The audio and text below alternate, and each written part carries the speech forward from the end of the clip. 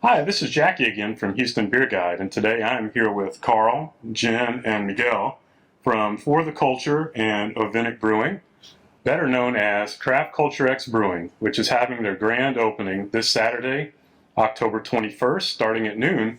And we're here today talking with the three of them about the grand opening and how did we get to this point? Are y'all excited? Ladies first. Yeah, I mean, we're really excited. This has been something that we've been working together for since 2021. And it's just crazy to see it actually happening. So, Really crazy. And it's exciting to finally be able to give to the city of Houston some of the things that we've been working on and let people see what we have, hopefully enjoy it, and hopefully become lifelong fans and come back for more.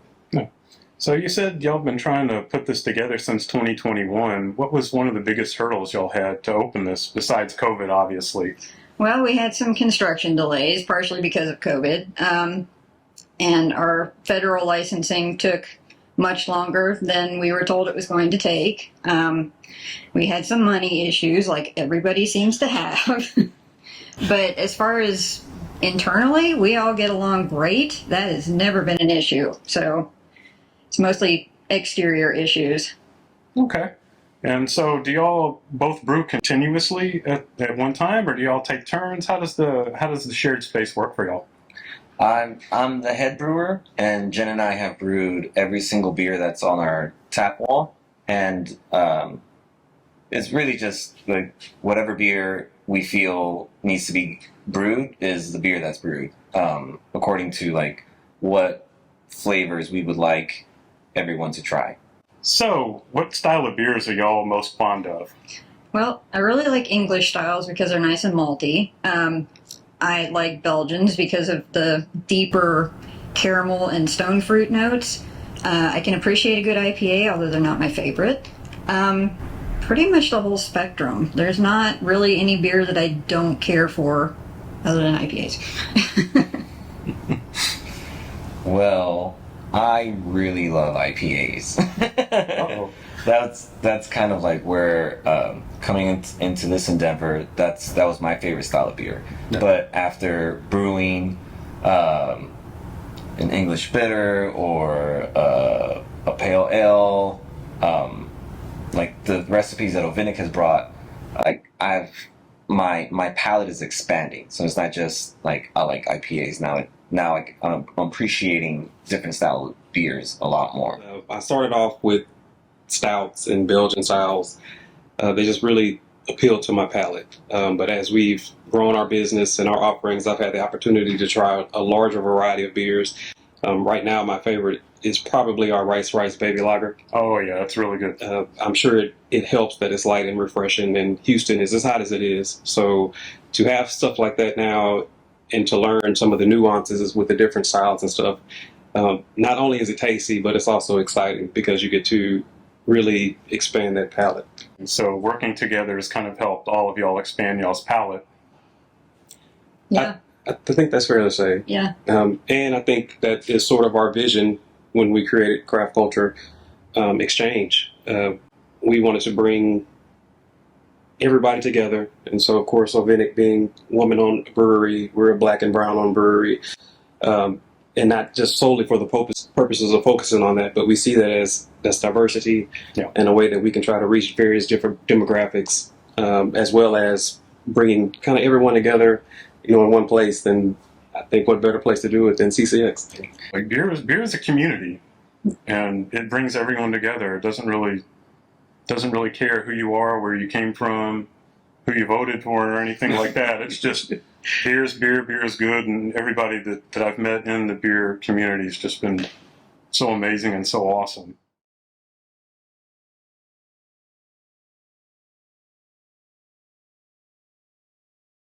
So, for our first pour of this segment, what do we have in front of us?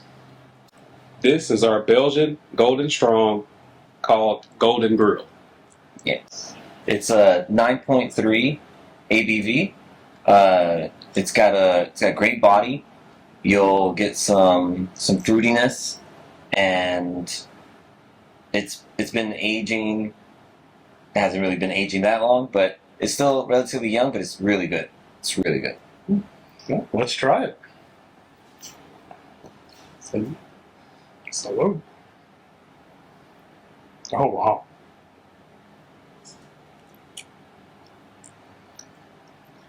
It's golden. Oh, yeah, that's really good. So how did you come up with the idea for this beer and this flavor profile?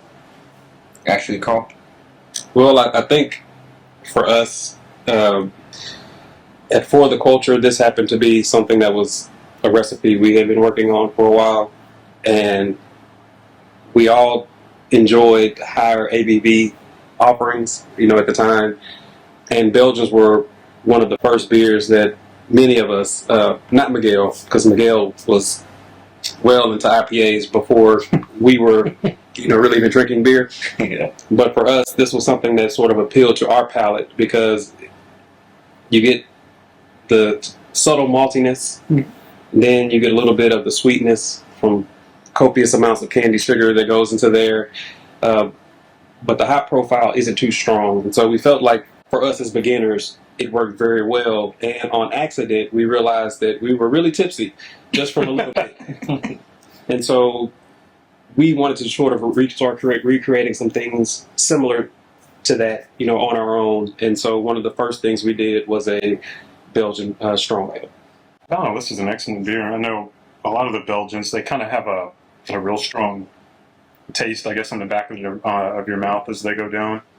Yes. And this one, I get a little bit more of a forward taste, and then the secondary comes in, but it doesn't overpower. So, And then a nice warmth at the end. yes, yes. This is a really well-made beer. I really enjoy this.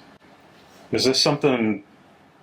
What's the grain bill, if you want to share it? Hops. What all went into this beer? The hops, we use Magnum and Saaz. Okay. And as far as the grain bill goes, we have some caramel 10, some biscuit, and a whole lot of Belgian Pilsner. Oh, wow. For our second offering today, we have a lemongrass basil blonde ale from Ovenic Brewing. Jen, will you tell us about it? Yes, this is a beer that is brewed with lemongrass and Thai basil. It's a blonde base beer, so it's made with 2-row and a little bit of 20 Lovibond caramel. So yes, this one has 2-row in it. Okay. Thai basil and lemongrass are put in at the end of the brew, and it gives it a nice herbal, almost a tonic flavor. Yep. It's very refreshing. It's a little sneaky because it's 6.7% ABV. Oh, wow. And this is a recipe that my husband and I came up with, and Really great on that's the the nose. piece I like to see. Yeah. Wow, that's really great on the nose. This is a recipe my husband and I came up with where we're just kind of let's get a little crazy with it. Lemon basil. People have done that before, but it's like lemongrass and Thai basil. Haven't seen that. Let's try it. This is one of the most unique flavors I've ever had. I love this. Yeah. And if I may, it's even benefited from aging as well because like the aromatics, I didn't feel like it captured it as much the first time I had it out of the tank, but now it is it almost is like a totally different beer. It is delicious. It's definitely had a life cycle so far. When it first came out and we tried the wort, Jonathan was like, I need some Thai food right now because the basil was so prevalent. Yes. And then the basil kind of dropped out a little bit. And then when we carbonated it, it came back in. It's really interesting what this beer is doing. And what it'll continue to do. No, it is. Wow. Oh yeah. This is going to be a big hit. This is a really, really great beer. Well, people have to come in and get some because it's a very small batch. So for Taiwan on, what kind of tasting and flavor notes can one expect? Well, the Thai basil is very forward, but you do get some undernotes of the lemongrass, and then the Sriracha Ace hops are also very lemony. So it's very interesting. Definitely. This In a is good way. Yeah, in a good way. Oh yeah. But No. it's really refreshing, and like I said, it's a 6.7, which is a little bit sneaky. So, but I mean, it does have a little bit of sweetness to it, but Yeah. the Thai basil is very much the upfront flavor.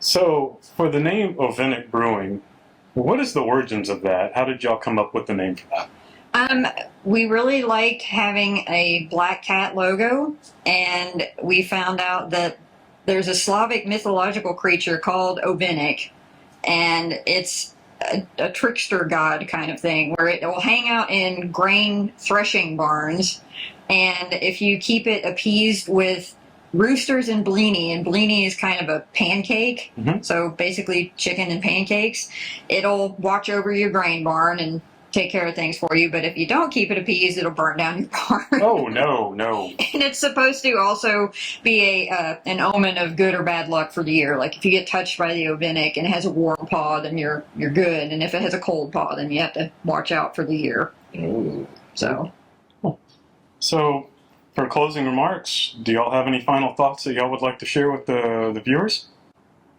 Come on out on Saturday the 21st. Join us. Try our beer. It's made with a lot of love and care and hard work. Very much.